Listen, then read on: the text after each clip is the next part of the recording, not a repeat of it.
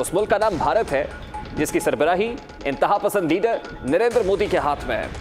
भारतीय वजीर आजम ने कोरोना जैसी वबाई सूरत हाल में कौम की भूख, गुर्बत और बेरोजगारी के लिए कोई कदम उठाने की बजाय 60,000 करोड़ रुपए जंगी तैयारों की खरीदारी में झोंक दिए हैं।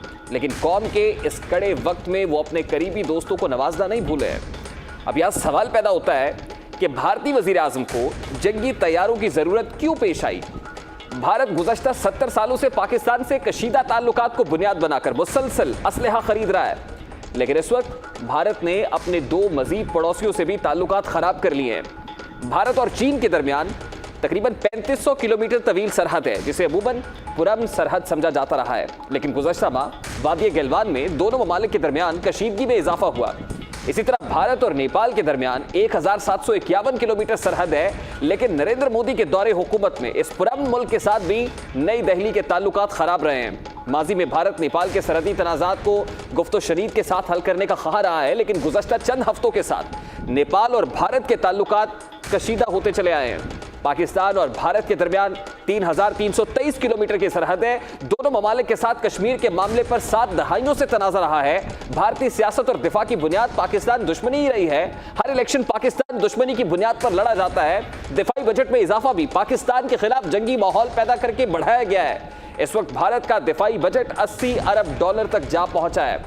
अगर भारत की दिफाई ताकत का अंदाजा लगाया जाए तो 44,000 फौजी, 2123 तैयारे, 4292 टैंक, आप 216 है, जबकि 36 हवाई अड्डे हैं। इतनी दिफाई ताकत के बावजूद भारत का जंगी जुनून कम होने में नहीं आ रहा है। नरेंद्र मोदी ने फ्रांस से 36 राफेल तैयारे, जिनमें से 5 तैयारों की खेप भारत को पहुंच गई है, वो मंगवा लिए हैं। भारतीय रियासत हरियाणा की अंबाला एयरबेस पर पहुंचने वाले जंगी तैयारों को water cannon guard of honour दिया गया। भारतीय मीडिया की नजर में राफेल तैयारों की आमद से भारत का दिफा नाकाबिले तस्खीर हो गया है। अब चीन, पाकिस्तान और नेपाल की खैर नहीं है। इस हवाले से भारतीय मीडिया क्या कह रहा है, भारत में इस वक्त क्या समा है, उसकी एक झलक आपको दिखाते हैं। चीन से पाकिस्तान तक खलबली मच गई है, क्योंकि आसमान का बाहुबली हिंदुस्तान आ चुका है। अब कांपेगा चीन, डरेगा पाकिस्तान, घर पहुंचा बॉर्डर का बलवान। यह है भारत का रवायती मीडिया, जो अपनी रेटिंग के लिए खूब सनसनी फैला रहा है, लेकिन शायद वो भूल चुके हैं कि अभी चंद हफ्ते कबल गलवान वैली में भारतीय अफवाज के साथ चीनी फौजियों ने जो सलूक किया, वो सोशल मीडिया के जरिए पूरी दुनिया ने देखा, जिसके जवान अपनी जान बचाने के लिए यकबस्ता पानी में कूद पड़े।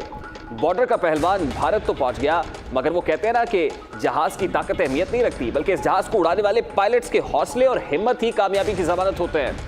अब भारतीय मीडिया समझ रहा है कि पाकिस्तान डर गया है, लेकिन भारत शायद 1948 से आज तक पाकिस्तानी फौजी जवानों के किस्से भूल चुका है, जिन्होंने हिमालय की बुलंदियों से बहरा अरब की गहराइयों तक, शविंडा के मैदानों से राजस्थान के सहराओं तक जुर्रत और बहादुरी, अज़्म और हिम्मत की वो दास्तानें रकम की है कि दुनिया की अस्करी तारीख भी हैरान है। भारत डील पर इस हद तक खुश है कि उसकी तारीफों में जमीन व आसमान एक कर रहा है। जमीन व आसमान के कलाबे मिलाए जा रहे हैं। क्या झलक दिखाई दे रही है, वो आपको भी दिखाता है। क्या आपको मालूम है इन 5 फाइटर प्लेन को फ्रांस से हिंदुस्तान लाने वाले कौन है? 7,000 किलोमीटर का सफर कैसे पूरा हुआ? हर हिंदुस्तानी को गर्व से भर देने वाली इस खबर के नायकों से मिलिए। मातृभूमि में आज उन लड़ाकों की कहानी है जिसकी बहादुरी, जज्बा और देशभक्ति का संकल्प एक नजीर तो है ही। देशभक्ति की बातें की जा रही है, नायकों की बातें की जा रही है, पता नहीं है नायक है या खलनायक है। भारतीय पायलट इंडियन मीडिया की नजर में नायक हैं, लेकिन शायद वो पाकिस्तान के एम आलम को भूल गए हैं। चले माजी की बातें छोड़ें, अभिनंदन की पाकिस्तान आमद तो भारतीय मीडिया को याद होगी। जी हाँ, वही अभिनंदन जिसने एक चाय का कप पीने के लिए तैयारी की कुर्बानी दे डाली थी। हाँ, आपका नायक आजाद कश्मीर के जंगलों में जिंदगी की भीख मांगता हुआ दिखाई दिया था। आपके तैयारों के टुकड़ों पर एलओसी के करीब बसने वाले बच्चे आज भी झूला झूलते हैं। चले आपको याद दिलाते हैं, आपके बाहुबली, नायक और पहलवान कैसे हैं, ये सारी दुनिया जानती है और दुनिया हमारे शाहीनों से भी वाकिफ है। खैर कि इंडिया पहुंचने के बाद वजीर दिफा राजनाथ सिंह ने इंडियन फजाइया को मुबारकबाद देते हुए कहा है कि फजाइया की ताकत सही वक्त पर बढ़ाई गई है और इस बारे में उनको फिक्र होनी चाहिए जो इंडिया की इलाकाई सालमियत के लिए खतरा है, इंडिया की टेरिटोरियल इंटेग्रिटी के लिए खतरा है। राजनाथ सिंह ने अपने तीनों पड़ोसी ममालिक का नाम लिए बगैर धमकी दी है।